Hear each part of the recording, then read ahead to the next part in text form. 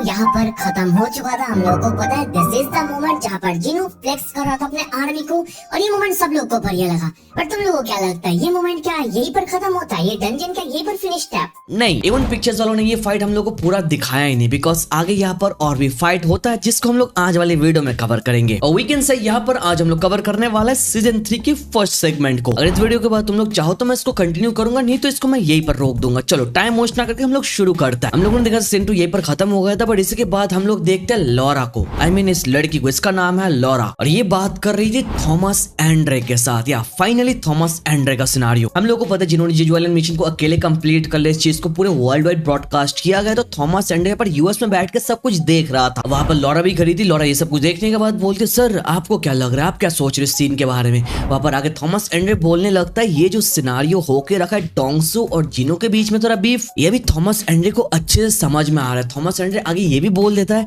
जिनो is the one जिसने शायद डोंगसू का बड़ा भाई डोंगसू को मार के रखा है। आगे थॉमस एंड्रे बोलने लगता है, अभी मुझे समझ में आ रहा है डोंगसू रिवेंज लेना क्यों चाहता है। मुझे भी समझ में आ रहा है जिनो और डोंगसू के बीच में यहाँ पर हिटअप मोमेंट क्यों क्रिएट हो रहा है। तो आगे थॉमस एंड्रे ये भी ऐड करते हैं, अभी जो सिचुएशन चल रहा है इस सारी चीज को देखने के बाद मुझे लग रहा है जिनो से मिलना मेरे लिए मुश्किल हो जाएगा। वो सच्ची में जिनो से मिलना चाहता था, बट अगेन जो डोंगसू है वो first of all Korean Hunter था एक, बट बाद में जाके वो शिफ्ट करके अमेरिकन हंटर बन गया और स्कैवेंजर गिल्ड को ज्वाइन कर लिया जो थॉमस एंड्रे का गिल्ड है। तो डोंगसू उसका ही बंदा है। तो थॉमस एंड्रे भी ये पूरा सिनेरियो देखने के बाद जज कर लेता है, अभी जिनो के साथ मिलना मुश्किल हो जाएगा मेरा। आगे लॉरा थॉमस एंड्रे को सवाल कर दिया, आप क्या करने वाला है अगर ये दोनों फाइट करे तो थॉमस एंड्रे आगे रिप्लाई करता है, लॉरा तुम मेरे को नहीं जानते हो मैं कौन हूँ। Mister Huang Dongsu scavenger guild का प्रॉपर्टी है और स्कैवेंजर गिल्ड मेरा है, और जो भी थॉमस एंड्रे की प्रॉपर्टी के साथ छेड़छाड़ी करता है वो उसको छोड़ता नहीं है, नॉट इवन यूएस मिलिट्री। आगे तो ये सब कुछ बोलते हुए थॉमस एंड्रे स्माइल करने लगता है, हंसता रहता है, और ये सीन यहीं पर कट ऑफ हो जाता है। ये सारे मोमेंटम के बाद हम लोग ब्रेनो नाम के एक बंदे को देखते हैं और उसी के साथ साथ माइकल नाम के एक बंदे को देखते हैं। वो दोनों आपस में बातचीत करते रहते हैं अबाउट जिनो कि जिनो बहुत ही बढ़िया हंटर है, अकेले मिशन को कंप्लीट कर दिया। तो जिनो की एबिलिटी वगैरह देखने के बाद माइकल कॉर्नर को बोलने लगता है कि अभी टाइम है, हम लोग इसको अप्रोच कर सकता है। अभी उसके बारे में किसी को पता नहीं, उसको किसी ने अप्रोच किया नहीं है, बट ऑफ कोर्स ये लोग यूएस से है और यूएस वालों ने ऑलरेडी कोरियन हंटर को उठा लिया अपने लिए। डोंगसू की बात कर रहा हूँ, जैसे ऑलरेडी बोल के रखा है वो एक कोरियन हंटर था। तो वहां पर वो लोग सोच रहे थे अगर हम लोग फिर से कोरियन हंटर को अमेरिका में लाएंगे तो इससे हम लोगों को एक टाइट स्लैप मिलने वाला है अपने फेस पर। बट आगे ब्रेनन बोलने लगता है जिनो एक बढ़िया बंदा है, उसके लिए हम लोग इतना रिस्क ले ही सकता है। तो आगे वो लोग प्लान करने लगता है कैसे जिनो को वो लोग अमेरिका में लाएंगे। मतलब समझ रहे हो, जिनो का एबिलिटी पावर देखने के बाद नॉट ओनली कोरिया के बाहर यूएस से भी लोग उसको लेने के लिए पागल है। आगे इन सब के बाद फाइनली हम लोग जिनो को देखते हैं, वो गाड़ी से कहीं पर जाने वाला था, बट सडनली एडम नाम का एक बंदा आ जाता है जिनो से मिलने के लिए। वो आगे बोलने लगता है वो जिनो के ऑफिस में गया था, बट जिनो वहां पर मिला नहीं। जिनो अभी बहुत ज्यादा पॉपुलर, उसको ट्रैक डाउन करना बहुत ज्यादा मुश्किल है। आगे चल के जिनो को याद आता है, हाँ इसके बारे में जिन्होंने मेरे को उसका कार्ड दिया था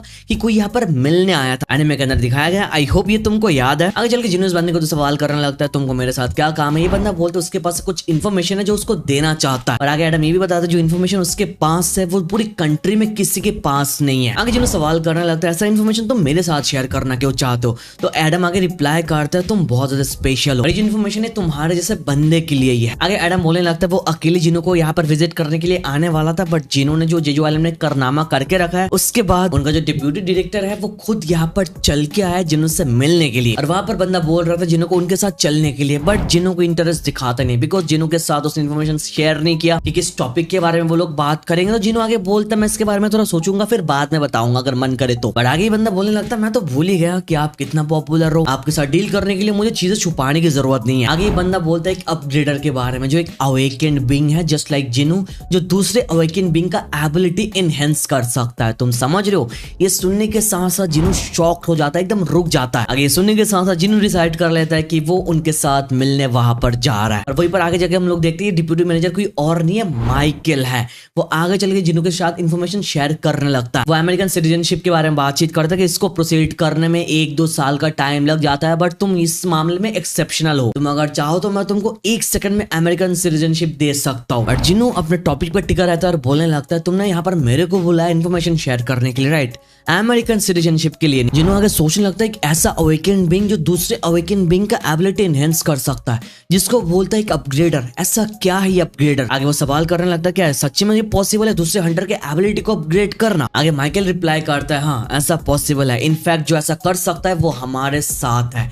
ये करके वो सेलनर नाम की एक औरत को बुला लेता है और ये भी ऐड करते हैं पूरी दुनिया में she is the only one जो ऐसा कर सकती है। और फाइनली हमारे सामने चल के सेलनर आ जाते हैं, जिसको देखने के साथ जिन्हों बोलने लगता है, इसको देखने के बाद ही लग रहा है ये बाकी हंटर से डिफरेंट है। आगे माइकल सेलनर को बोलने लगता है आपका पावर उनको एक्सप्लेन करो, बट जिन्हों का फेस देख के बहुत ज्यादा कंफ्यूजिंग था। जो देखे सेलनर बोलने लगते हैं जब पहले लोग आते हैं तब ऐसे मेरे पावर के ऊपर डाउट करता है, बट मेरे पास जो पावर है इसको एक बार टेस्ट करने के साथ साथ तुम इसके लिए भीख मांगने लगोगे इसको और पाने के लिए। आगे सेलनर जिन्हों को ये भी बोलने लगती है एवरी सिंगल अवेकन बीइंग का अपना लिमिट है और कोई भी अपने लिमिट को पास नहीं कर सकता है। आगे सबको सुनने के बाद जिन्हों सवाल करने लगा तो इसका मतलब आप इसको चेंज कर सकते हो। तो मैडम बोलते हैं हाँ मैं इसको चेंज कर सकता हूँ, इवन उनके पास जितना पावर है इसको मैं एक अलग लेवल पर लेकर जा सकती हूँ। और यहाँ पर सेलनर इस काम को 3 डिफरेंट स्टेज में करती है और यहाँ पर उसको भी पता नहीं इस पावर का नाम क्या है, बट स्टिल वो लोगों के अंदर फोर्स्ड रीअवेकनिंग कर सकती है। अलग अलग हंटर्स के लिए अलग अलग वे में काम करता है, बट अगेन ये तीनों स्टेजेस कंप्लीट होने के साथ साथ वो हंटर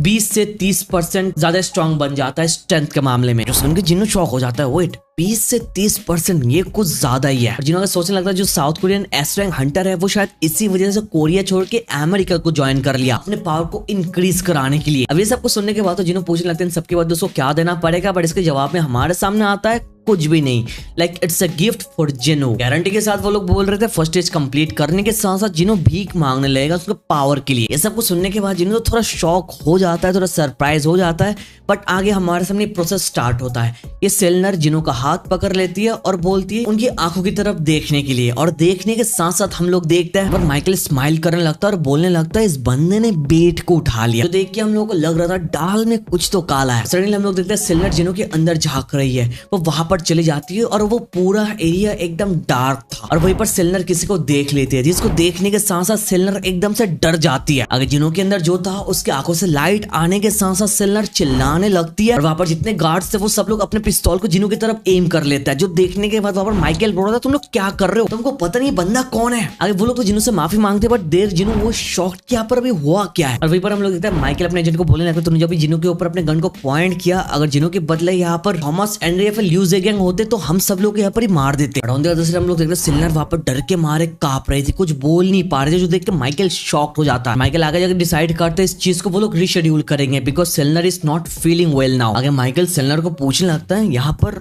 एक्चुअली में हुआ क्या था।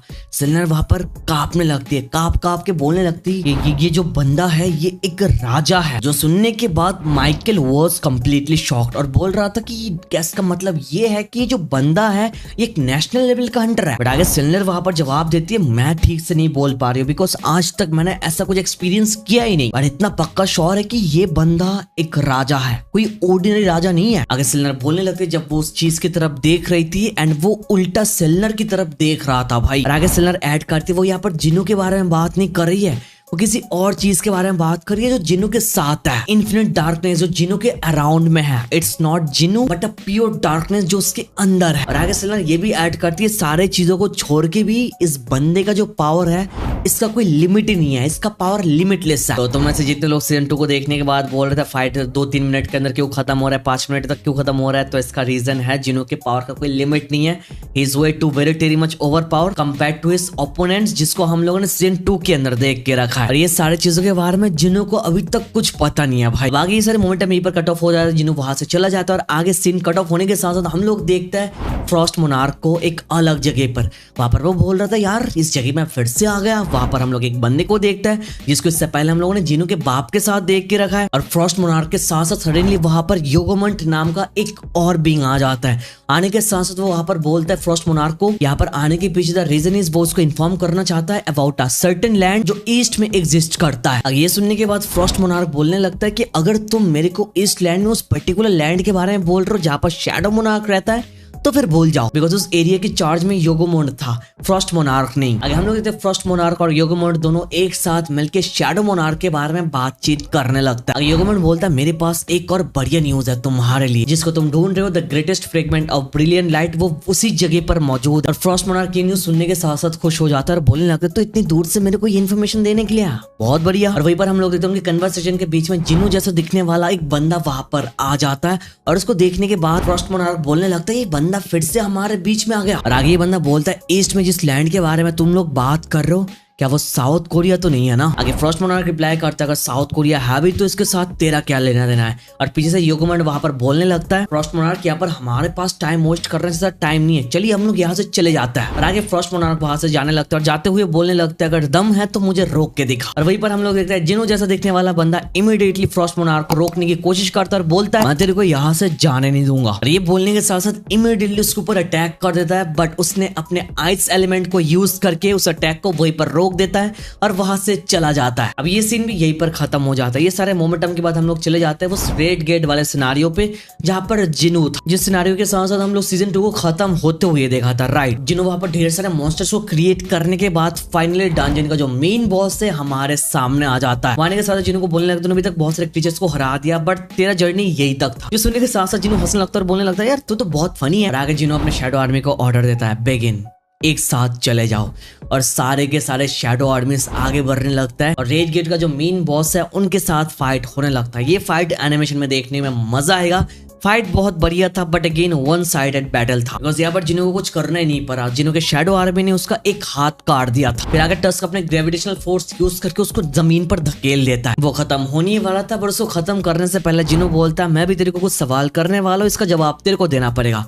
अगर जवाब देगा तो तेरा डेथ उतना ज्यादा पेनफुल हुए में नहीं होगा। और यहाँ पर जिनो बहुत ही ज्यादा कूल लग रहा था भाई। और हम लोग को पता है सवाल किस चीज के बारे में करके रखा सीजन 2 के अंदर। देखा वो सिस्टम के बारे में सवाल करना चाहता है, उनके एग्जिस्टेंस के बारे में, बट हमेशा सिस्टम बीच में इंटरफेयर करता है और यहाँ पर भी ऐसा ही होता है। बीच में सिस्टर इंटरफेयर करता है और जिन्हें को कुछ रिजल्ट मिलता ही नहीं है, कुछ इन्फॉर्मेशन नहीं मिलता है और वो वहीं पर खत्म हो जाता है। जो देखने के बाद जिनो बोले कि एक और बार सिस्टम ने बीच में इंटरफेयर कर दिया यहाँ पर। अगेन सबके बाद जिनो बोलने लगता है मैटर नहीं करता है, टाइम के साथ साथ मुझे इन्फॉर्मेशन मिलने ही वाला है। और ये बोलते हुए जिनो अपने इन्फिनिटी से की निकाल लेता है और बोलता है इसको मैंने पाया ऑर्डिनरी लूट बॉक्स से। जो एलन जो मिशन उसने कंप्लीट करके रखा, उसका जो 100 लेवल कंप्लीट हो चुका है, सारे के सारे रिक्वायरमेंट भी उसने कंप्लीट कर लिया है, तो अब वो इसको यूज कर सकता है। और आगे हम लोगों को पता चलता है ये जो चाबी हम लोग देख रहे हैं ये जिनो को अलाउ करता है कर्टेन टेम्पल में जाने के लिए। द सेम टेम्पल जिसको हम लोग ने सीजन 1 में देख के रखा है, जहां से जिनो की जर्नी स्टार्ट हुई। यहाँ पर खतरनाक क्रीचर स्टैचूज को हम लोगों ने देखा है, बट वहां पर इस चाबी को यूज करने के लिए जिनो को वेट करना पड़ेगा। वहां पर एक टाइमर ऐड हो जाता है, 417 घंटे बाद वो इसको यूज कर सकता है। जिनो बोलने लगता है फाइनली मुझे कर्टेन टेम्पल का चाबी मिल चुका है, मैं उस जगह को कभी भूल ही नहीं सकता हूँ। जिनो डबल डंजन के बारे में याद कर रहा था और सिस्टम के बारे में सोच रहा था और बोलता हुआ जा रहा था जो सिस्टम है ये मेरे को दोबारा बुला रहा है, जहाँ पर सब कुछ स्टार्ट हुआ वहीं पर मैं वापस जाने वाला हूँ। और आगे जिनो बोलता है इस बार मैं बदल चुका हूँ, पहले कमजोर था अभी स्ट्रॉन्ग बन चुका हूँ। अगर ये सारी चीजें पहले से प्लान करके रखा था, अगर वहां पर कोई ऐसा है